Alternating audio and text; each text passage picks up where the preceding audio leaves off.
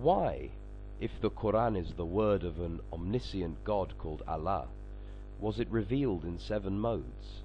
Why 7 modes? Will you explain? This is a question that every thinking and inquiring mind should ask, whether they are believers or unbelievers. After all, the Hebrew Bible, the New Testament, the scriptures of the great civilizations of India, China, Persia, and others were all in one version. Why did Allah, if He were the same as the God of Israel and Jesus, need to reveal the Quran in not 2, 3, or 4 modes, but 7?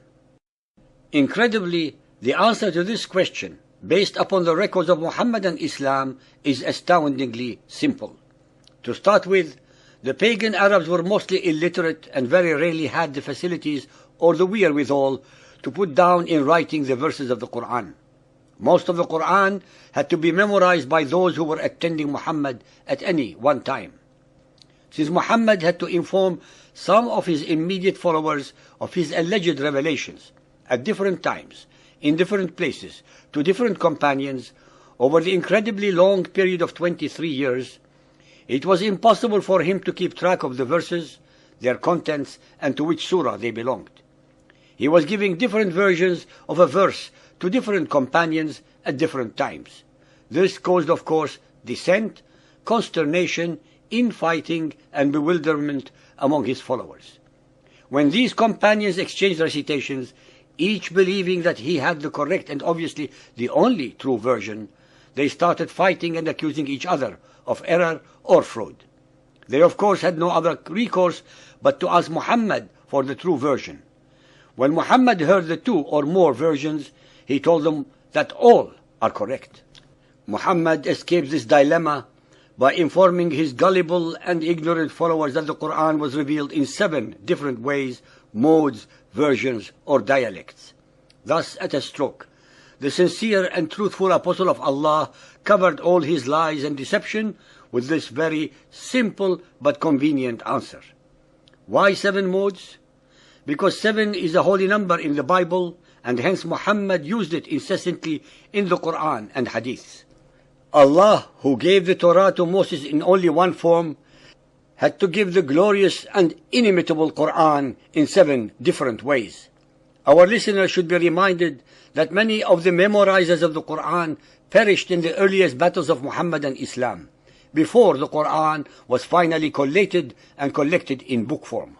Hence, even according to the Hadiths, innumerable verses were lost in that way as well as in other ways, as detailed in our compilation of the Quran, chapter 36.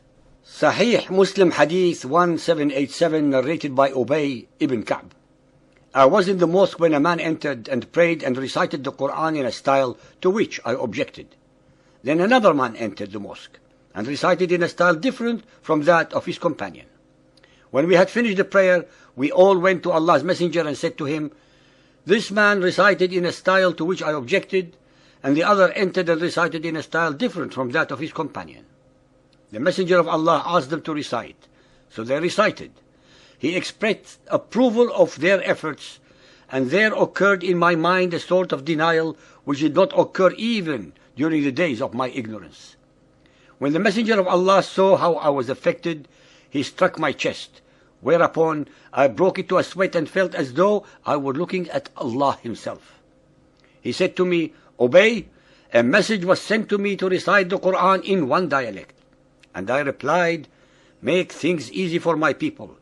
It was then conveyed to me for the second time that it should be recited in 2 dialects. I again replied to him, "Make affairs easy for my people." It was again conveyed to me for the 3rd time to recite it in 7 modes.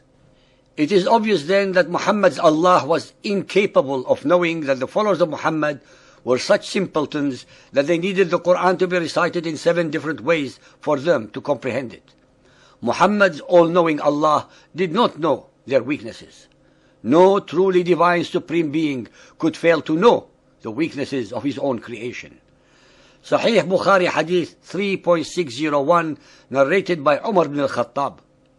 I heard Hisham bin Hakam bin Hizam reciting Surah Al-Furqan in a way different to that of mine. Allah's Apostle had taught it to me in a different way. So I was about to quarrel with him, but I waited till he finished. Then I tied his garment round his neck and seized him by it and brought him to Allah's Apostle and said, I have heard him reciting Surah Al-Furqan in a way different to the way you taught it to me. The Prophet ordered me to release him and asked Hisham to recite it. When he recited it, Allah's Apostle said, it was revealed in this way. Then he asked me to recite it. When I recited it, he said, it was revealed in this way also. The Quran has been revealed in 7 different ways, so recite it in the way that is easier for you. Sahih Bukhari Hadith 4.442, narrated by Ibn Abbas. Allah's Apostle said, Gabriel read the Quran to me in one way, and I continued asking him to read it in different ways till he read it in 7 different ways. Al-Tirmidhi Hadith 2215, narrated by Ubay ibn Ka'b. Ubay told of Allah's Messenger meeting Gabriel and saying, I have been sent, Gabriel, to a people who are unlettered, among whom are old women and old men, boys and girls, and men who have never read a book.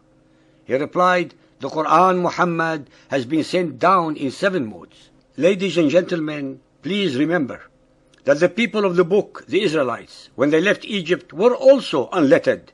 But the God of Israel did not need to recite the Torah to them in 7 different ways.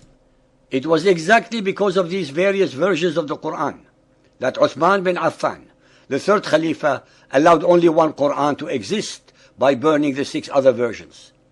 Since Muhammad accepted and allowed the 7 variations of the Quran as agreed upon with Allah through Gabriel, no mortal should have had the right to burn any of them, as each one was supposedly divine.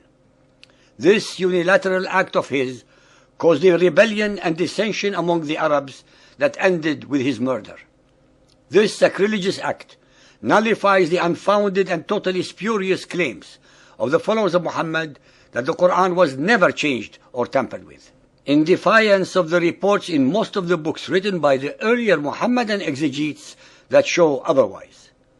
All the above illogical, sacrilegious and unacceptable anomalies can be instantly resolved when our listeners realize that the Quran in its entirety is a product of Muhammad's imagination, his own alter ego, but cleverly projected into the unsuspecting mouth of Allah, the supreme rock god of the Quraysh, thus giving his alleged revelations the authority of divine sanctity.